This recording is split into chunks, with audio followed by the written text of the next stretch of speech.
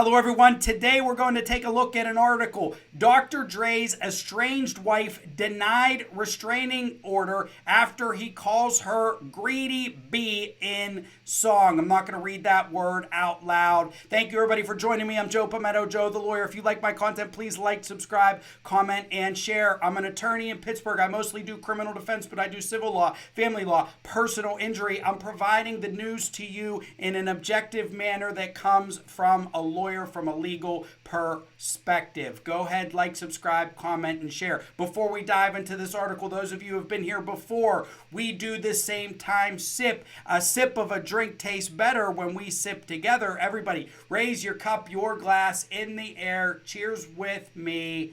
Cheers.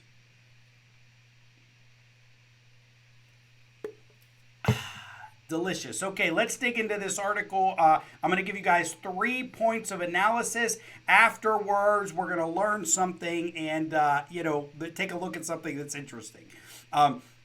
It's interesting because it comes from TMZ. Okay. Dr. Dre's wife just got shut down by the judge in her divorce case after claiming she fears for her safety because he refers to her in his new track as a greedy bee. According to docs obtained by TMZ, Nicole Young requested an emergency domestic violence restraining order, citing the song released last month in which Dre calls her a bee and a perjurer. Nicole says this is nothing new, but claims with the new track he has upped the ante and is now outright threatening me to keep my mouth shut or else. Okay, and we'll play a little clip from the track here. Kill me with the lies and that perjury. I see you trying to fuck me while I'm in surgery. And I see you deathbed on some money shit. Pretty bitch, take a pic. Yeah, you know how money get. No matter how you...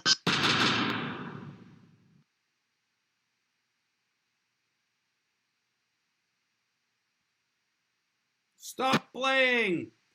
So that was the song that created the genesis of this restraining order. According to the docs filed by attorney Samantha Spector, Nicole feels this latest alleged threat, along with her past allegations of spousal abuse, justify an emergency restraining order. But the judge begged to defer and denied her request because of insufficient evidence. As for Dr. Dre's response to her allegations filed by Laura Wasser, he says he's only seen or spoken to Nicole one time since she filed for divorce in June 2020, and that was when she visited him at the hospital in January following his brain aneurysm. Dre says he's had no contact with her otherwise and categorically denies all of her abuse claims. He adds since she made her allegations in August, he realized he had no idea who the woman he was married to was, and he wanted nothing to do with her. There's a nice photo of the couple.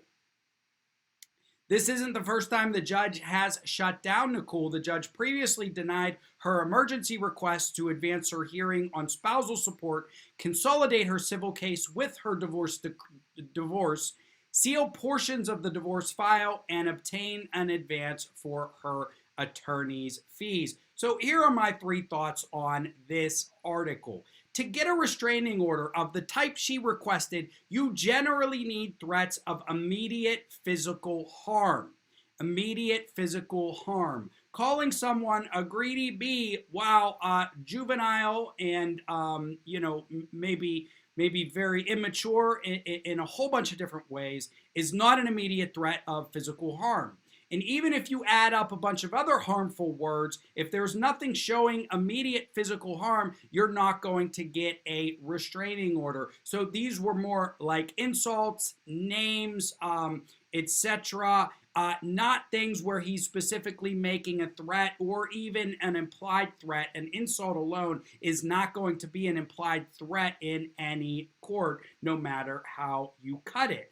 My second point here, and this comes from the last part of the article, is she should be careful about bringing too many legal cases, because if she keeps bringing all of these legal cases and all this emergency stuff and it's seen as frivolous, she could be held for attorney's fees or sanctions or be held in contempt of court or something like that, or put herself at risk of being countersued by Dr. Dre for frivolous lawsuits. Now, I will admit that that's a high burden to meet for someone trying to sue somebody for a situation like that.